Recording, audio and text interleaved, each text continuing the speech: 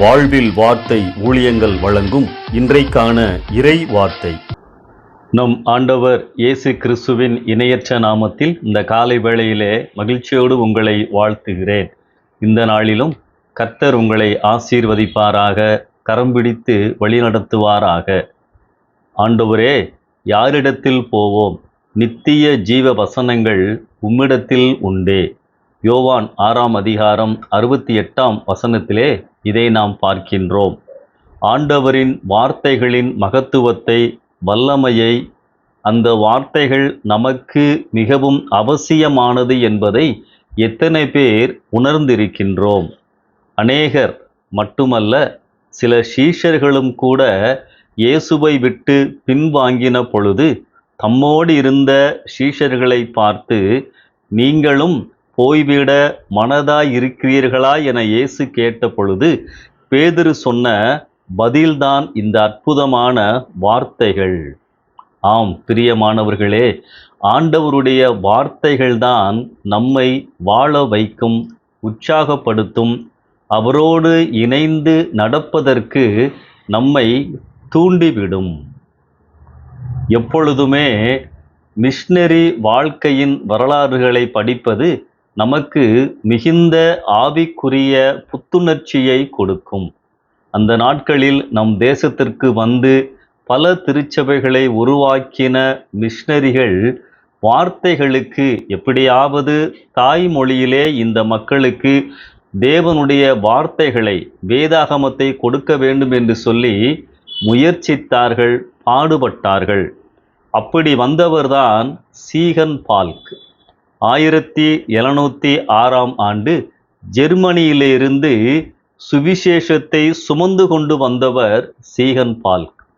ஜெர்மானியம், denim, கிரேக்கம், Latin, எபிரேயம் இந்த மொழிகளையெல்லாம் அவர் கற்றிருந்தார். தரங்கம்பாடியில் வந்து இறங்கியவுடன் தமிழ் மொழியில் வேதத்தை கொடுக்க வேண்டும் என்ற ஆர்வத்தில் தமிழை ஆர்வத்துடன் கற்கத் தொடங்கினார். கல்வியும் வேதமும் சில மேல் வகுப்பாரின் உடைமையாயிருப்பதை கண்டார். பாமர மக்களுக்கு எளிய நடையில் வேதத்தை கொடுக்க உழைத்தார். அவர் திண்ணை பள்ளியில் குழந்தைகளோடு அமர்ந்து தரையில் மணலில் விரலால் தமிழ் எழுத்துக்களை பயின்றார். சில சமயங்களில் சுடு மணலில் எழுதும் பொழுது அவருடைய மெல்லிய விரல்களில் இரத்தம் கசியுமாம். எப்படியோ அரும்பாடுபட்டு தமிழை கற்றார். பிறரிடம் தமிழில் பேசவும் ஆரம்பித்து விட்டார். அப்போதுதான் அவருக்கு ஒரு கவலை வந்தது. அந்த சமயத்தில் தன்னுடைய திருமணத்தை முன்னிட்டு அவர் இங்கிலாந்து நாட்டிற்கு செல்ல வேண்டியது இருந்தது. அந்த நாட்களில் இந்தியாவிலிருந்து இங்கிலாந்துக்கு சென்று வர பல மாதங்கள் ஆகும்.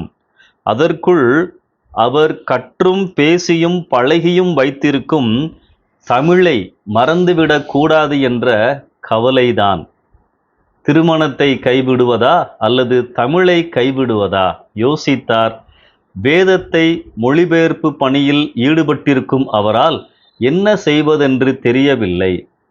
பிரயாண காலங்களில் தமிழை மறந்துவிடக் கூடாது, தம் ஊழியம் தொடர திருமணமும் அவசியமாய் இருந்தது. ஜெபித்தார், யோசித்தார்.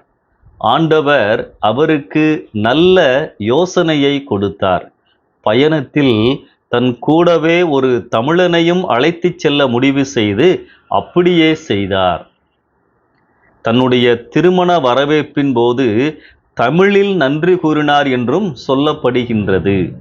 ஆம் அன்பானவர்களே, இந்த அர்ப்பணிப்புதான் வார்த்தைகளின் மீது, ஆண்டவருடைய வார்த்தைகளின் மீது அவருக்கு இருந்த தாகம்தான் அவரை செயல் வீரராக உருவாக்கியது. அவரது மொழிபெயர்ப்புதான் முதலாவதாக தமிழில் அச்சானது. ஆசிய மொழிகளிலேயே முதல் தமிழ் வேதம் அதுதான். பழைய ஏற்பாட்டில் ரூத் புத்தகம் வரை மொழிபெயர்க்கும் போது தன்னுடைய 36ஆம் வயதில் 1719ஆம் ஆண்டு அவர் மரித்து விட்டார். அன்பானவர்களே, இன்று நாம் அழகாக, வசதியாக, தெளிவாக ஆண்டவருடைய வார்த்தைகளை நம் தாய்மொழியில் வாசிப்பதற்கு, தியானிப்பதற்கு முன்னோடியாக இருந்தது சீகன் பால்கின் அர்ப்பணிப்பே. பிரியமானவர்களே, ஆண்டவருக்காக நாம் செய்யும் எந்த ஒரு சிறு காரியமும் வீணாவதில்லை. இந்த செய்தியிலே 2 காரியங்களை நாம் புரிந்து கொள்ள வேண்டும். முதலாவது, ஆண்டவருடைய வார்த்தைகளுக்கு நாம் முக்கியத்துவம் கொடுக்க வேண்டும். யாரிடத்திலே போவோம்? நித்திய ஜீவ வசனங்கள் நம் இயேசுவிடம் உண்டே. இரண்டாவது, இந்த சீகன் பால்க் என்ற மிஷனரியின் அர்ப்பணிப்பு. ஆர்வமும் அர்ப்பணிப்பும் இணைந்து செல்லுகின்ற பொழுது இயேசுவுக்காக நாம் பெரிய காரியங்களை செய்ய முடியும். இந்த சிந்தனையோடு இந்த நாளை ஆரம்பிப்போம். நேற்றைக்கு உங்களை வழிநடத்தின ஆண்டவர் இன்றைக்கும் உங்களை வழிநடத்துவார், தேவைகளை சந்திப்பார். ஆமென்.